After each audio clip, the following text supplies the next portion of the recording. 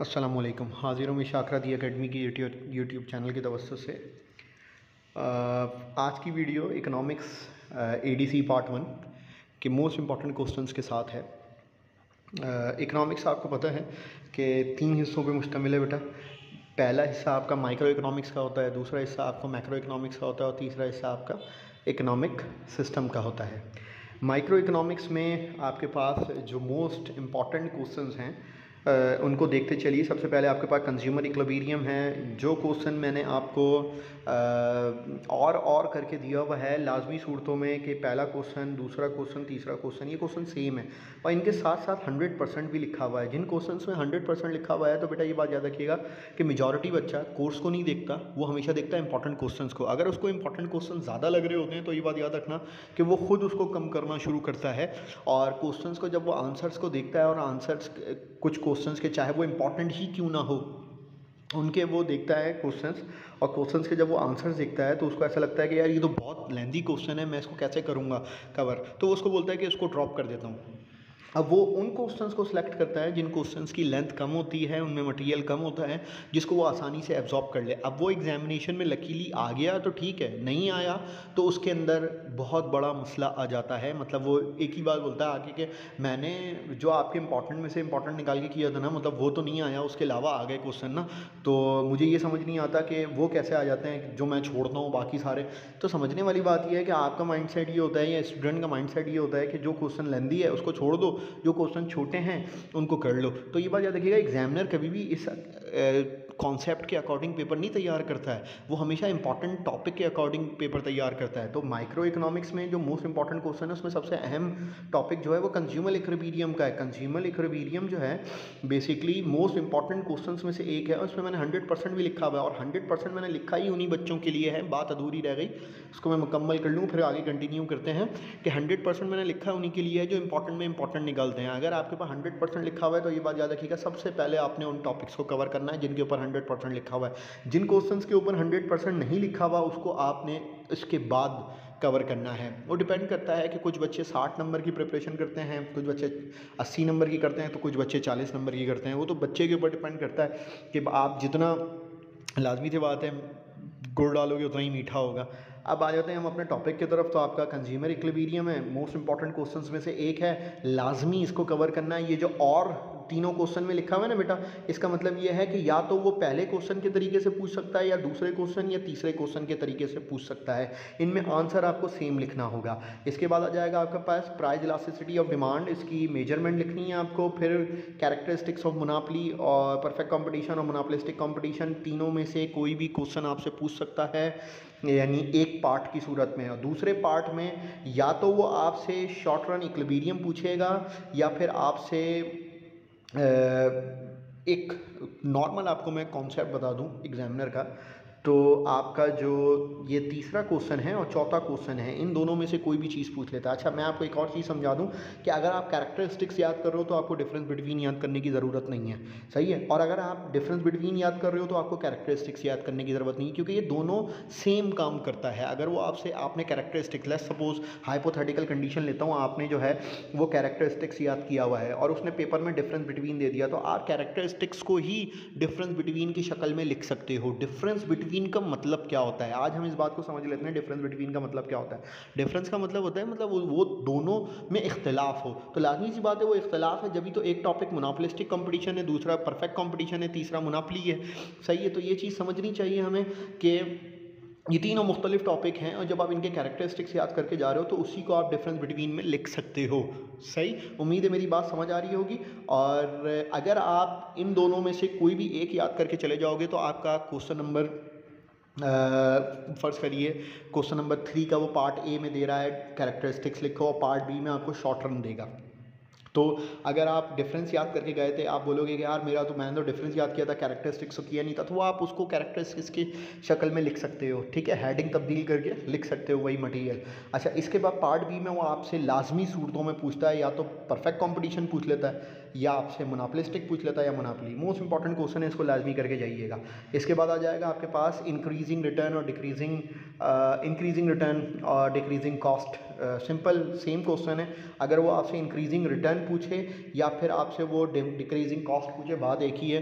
Return increase होगा तो लाजमी सी बात है कॉस्ट ही डिक्रीज होती है, ये बात याद रखिएगा। तो वो किसी भी तरीके से पूछ सकता है, बात एक ही होगी। सही। इसके बाद आपके पास आ जाएगा भाई डिफरेंस बिटवीन, सिर्फ मैंने एक दिया है आपको, change in demand, change in quantity demand with the help of diagram. Diagram ज़रूर कर लीजिएगा बेटा, क्योंकि वो आपसे डिफरेंस बिटवीन में, ये ग्रेजुएशन का पेपर है, ये इंटरमीडिएट का पेपर नहीं है कि जिसके अंदर वो आपसे with the help of diagram ना पूछता है, और पिछले सालों में भी पूछ चुका है, तो ऐसी कोई नई बात मैं आपसे नहीं कर रहा। इसके बाद आ जाएगा आपके पास शॉर्ट नोट में आपके पास मैंने प्राइस डिस्क्रिमिनेशन दिया हुआ है, या फिर आपको टाइप ऑफ प्राइस डिस्क्रिमिनेशन। इसके बाद माइक्रो मैक्रो और माइक्रो मैक्रो के एनालिसिस याद कर लोगे तो माइक्रो मैक्रो का नोट भी आपका निकल जाएगा, कोई मसले की बात नहीं। फिर इंटरनल और external economic characteristics of indifference curve, ISO count, ISO cost curve. तो कहने का मकसद है इनमें शॉर्ट नोट में मैंने सिर्फ 2 क्वेश्चन आपको 100% लिख के दिया है, तो उम्मीद है इसको आप बड़े आसानी से कर सकते होगे। डिफरेंस बिटवीन में एक ही दिया है, वही 100% लिखा हुआ है। इससे ऊपर वाले मैंने 4 क्वेश्चन में 100% लिख के दिया है। 4 क्वेश्चन क्यों गिन रहा हूँ, क्योंकि कैरेक्टरिस्टिक्स और डिफरेंस मैंने अभी थोड़ी देर पहले बताया, ये सेम क्वेश्चन है, दोनों में से एक याद करोगे, दोनों याद नहीं करना है बेटे। इसके बाद आ जाएगा आपके पास आईएसओ काउंट कर्व, ये आ गया आपका लीस्ट कॉस्ट फैक्टर कॉम्बिनेशन और fixed cost variable cost. Fixed cost variable cost ये तीसरा आपका शॉर्ट नोट है जिस पे 100% लिखा हुआ है। अब आ जाते हैं न्यूमेरिकल्स भी करके जाना, क्योंकि पिछले 4 सालों में, पिछले 5 सालों में आपके पास ये 3 न्यूमेरिकल मौजूद है, तो न्यूमेरिकल भी आपकी चॉइस खा सकता है। ये बड़े आसान से न्यूमेरिकल है, ये न्यूमेरिकल में ज़्यादा मसला भी नहीं होता, तो इसीलिए मैं रिकमेंड करता हूँ कि इसको लाजमी करके चले जाओ। अब आ जाते हैं मैक्रो इकोनॉमिक्स की तरफ। मैक्रो इकोनॉमिक्स में आपके पास नेशनल इनकम है, नेशनल इनकम की कॉन्सेप्ट मेजरमेंट करना है आपको, 100% लिखा हुआ है, पक्का याद करके गाना है। इसके बाद level of equilibrium is determined, किस तरह से मालूम होता है भाई level of equilibrium national income में। इसके बाद आ जाएगा, या फिर वो आपसे पूछ ले भाई Keynesian theory of income and employment, या फिर वो पूछ ले भाई AD is equal to S, S is equal to I, यानी aggregate demand is equal to aggregate supply, saving is equal to investment. Most important question है, लाजमी कर लेना, ये रखा हुआ सवाल होगा अल्लाह के हुक्म से। इसके बाद आ जाएगा आपके पास explain average and marginal propensity to save, या एवरेज या मार्जिनल प्रोपेंसिटी टू कंज्यूम।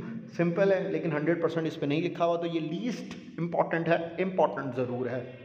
इसके बाद आ जाएगा आपके पास कि सेविंग फंक्शन, इन्वेस्टमेंट फंक्शन और कंजम्पशन फंक्शन, ये तीनों आपने लाजमी करने होंगे, ये मोस्ट इंपॉर्टेंट क्वेश्चन है। इसके बाद आ जाएगा आपके पास define and explain principle of effect demand या इफेक्टिव डिमांड। इफेक्टिव डिमांड तो बेटा आपका इसी में से निकल जाएगा, किस में से निकल जाएगा आपका Keynesian theory of income and employment में। मैं तीसरा हिस्सा इसका इफेक्टिव डिमांड का होता है, और जो कि यहाँ पे भी आपको दिया हुआ है 100% लिख के, तो जब वो याद करोगे तो ये भी याद हो जाएगा, कोई मसले की बात है नहीं।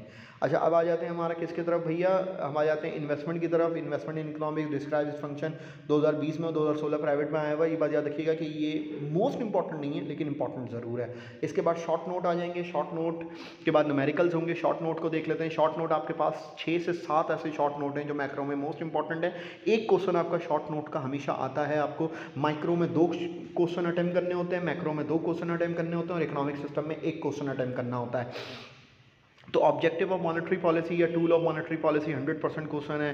फिर आपके पास ऑब्जेक्टिव या instrument of fiscal policy 100% important है। ये दोनों पाकिस्तान पिछले 2 साल कोरोना के बाद से पाकिस्तान इस ट्रैप में फंसा रहा है, तो ये मोस्ट इंपॉर्टेंट क्वेश्चन में से हैं। इसको जो इकोनॉमिक्स को समझता है उसको ये बात पता है कि ये हॉट केक है, इनको देना चाहिए, बच्चे से पूछना चाहिए एग्जामिनर को। तो कहने का मकसद ये है कि ये सवाल एग्जामिनर लाजमी पूछेगा इनमें से। फिर ट्रेड साइकिल हो गई, ट्रेड साइकिल को बिजनेस साइकिल भी बोला जाता है। फिर inflationary deflationary gap most important है। फिर कॉन्सेप्ट ऑफ मल्टीप्लायर या मल्टीप्लायर डॉक्ट्राइन या मार्जिनल एफिशिएंसी ऑफ कैपिटल। फिर अनएम्प्लॉयमेंट मोस्ट इंपॉर्टेंट है, आप देख सकते हो इन्फ्लेशन अनएम्प्लॉयमेंट कितनी ज़्यादा है, पाकिस्तान में मैसिव है, थर्ड वर्ल्ड कंट्री में, पूरी दुनिया में इसका एक लहर थी, और अब दुनिया रिकवरी की तरफ है, लेकिन पाकिस्तान थर्ड वर्ल्ड कंट्री है, तो पाकिस्तान मेजर लेने में भी डिले करता है, तो लाजमी सी बात है कि उसका रिस्पॉन्स भी बड़ा डिले आता है।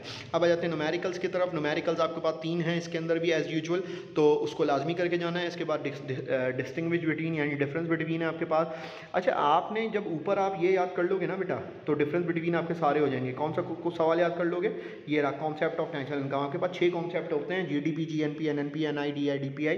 तो मतलब ये 6 कॉन्सेप्ट अगर आपने याद कर लिए तो वही 6 कॉन्सेप्ट के 6 कॉन्सेप्ट आपको यहाँ पे डिफरेंस बिटवीन भी आपका उसी से कवर हो जाएगा। पहला डिफरेंस बिटवीन जीएनपी, जीडीपी है, दोनों का मटेरियल लिख दोगे। ज़रूरी नहीं है कि आप लाइन खींच के दोनों का सेंटर में लाइन खींच के दोनों एक तरफ, एक लेफ्ट हैंड साइड की तरफ लिखो, दूसरा राइट हैंड साइड की तरफ लिखो, तभी वो डिफरेंस बनेगा, ऐसा ज़रूरी नहीं होता। सही, हमेशा याद रखना कि आपने दोनों का बेसिक या मेजर पार्ट लिख दिया है तो वो डिफरेंस कंप्लीट हो चुका है। फिर जीएनपी, एनएनपी ये भी उसी में से कवर होगा। फिर पीआई और डीपीआई यानी आपका personal income, disposable personal income, ये भी उसी में से कवर होगा। ये 3 आपके उसी में से कवर हो जाएंगे क्वेश्चन में। बाकी 3 डिफरेंस आपको करने पड़ेंगे। Autonomous investment, induce investment, national income at market price, ये भी उसी में से कवर हो जाएगा। National income at market price और national income at factor cost. फिर ऑटोनॉमस और इंड्यूस कंजम्पशन हो जाएगा। फिर आखिरी इसमें से, इस सेक्शन में फिर इकोनॉमिक सिस्टम में से आपको एक सवाल अटेम्प्ट करना पड़ेगा और इसके लिए आपके पास यहाँ पे 4 सवाल मौजूद हैं। पहला सवाल है आपके पास कि कौन सा highlight the feature of Islamic economic system, और ये किस तरह से बेहतर है बाकी इकोनॉमिक सिस्टम से। आपको ये डिबेट करनी है और आर्ग्यूमेंट देना होगा लाजमी सूरतों में। उसके बाद आपके पास आ जाएगा मेरिट और डीमेरिट लिखो कैपिटलिज्म का। फिर लिखो 4 central problem, what to produce, how to produce, how much to produce, for whom to produce, uses the resources effectively। मैंने 5-6 सेंट्रल प्रॉब्लम का जिक्र कर दिया। इनमें शुरू के 4 सेंट्रल प्रॉब्लम आप याद कर सकते हो, लिख सकते हो, पढ़ के जा सकते हो। इसके बाद आ जाएगा आखिरी क्वेश्चन, सेंट्रल प्रॉब्लम किस तरह से सॉल्व होती है मिक्स इकोनॉमिक में या कैपिटलिज्म में। और आखिरी 5 क्वेश्चन है, 5वां हो जाएगा आपका कि आपने ऑब्जेक्टिव या सैलेंट फीचर बताना है इस्लामिक इकोनॉमिक सिस्टम का। उम्मीद है ये वीडियो भी आपके लिए प्रोडक्टिव रही होगी।